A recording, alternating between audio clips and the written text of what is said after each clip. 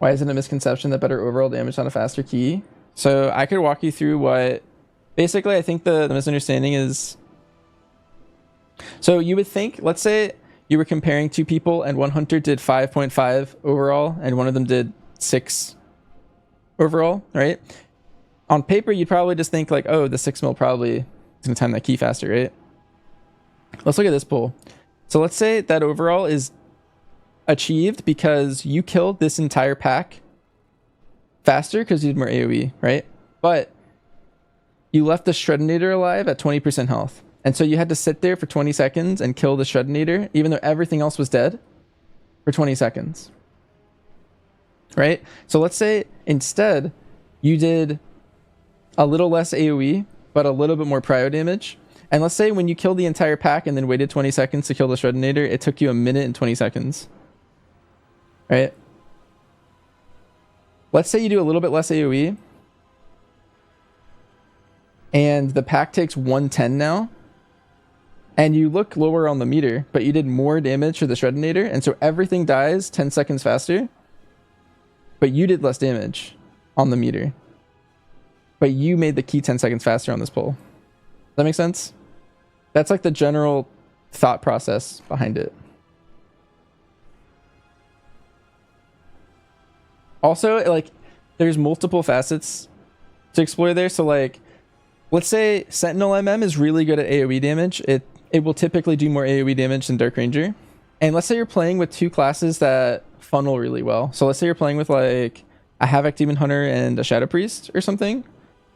And you kill all the mobs that they're funneling off of. So you're actually making this Shredinator live even longer, because maybe you can kill all of them in 50 seconds or something. Or maybe you go more, you go even more into the AoE build. And you're killing everything so fast that they're actually losing single target. And you might even make this pull even longer and longer the more you like min-max your AoE. Ideally, you have the perfect amount of prio and AoE. If you min-maxed your group's damage allocation perfectly, ideally all of this dies in the same second. Like this guy dies at the same time that guy dies, the same time that guy dies. Like that would be perfect, probably.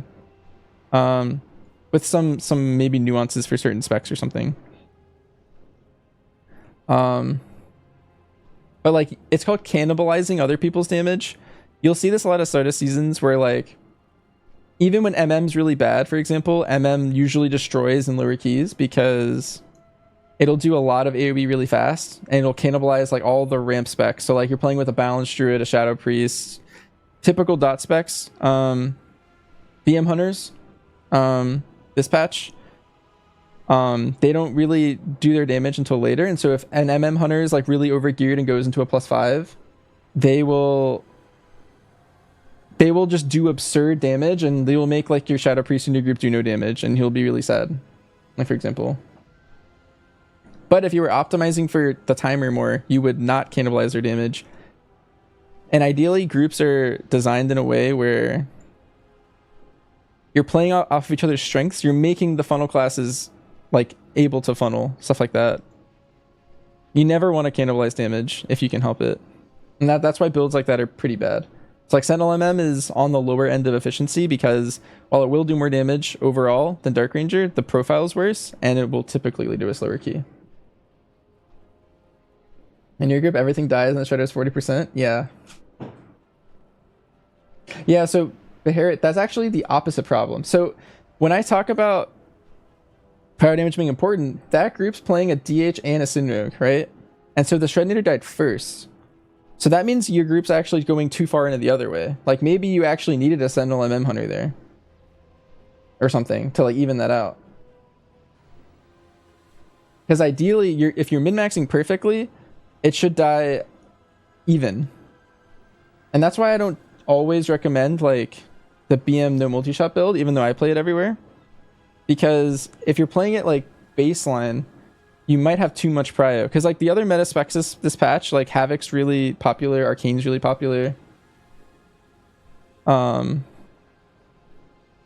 those are like really strong prio damage. And so I don't typically recommend the BM no multi build like blanket. Like I'm just like, oh, this is the best build. It's the one I think is the best build for my group.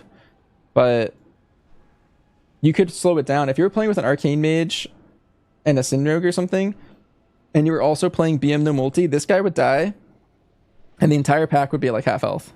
So you can go too far to the other end. Like there's problems indexing too much into prio and too much into AoE. Ideally, you're perfectly in the middle, like a Goldilocks situation.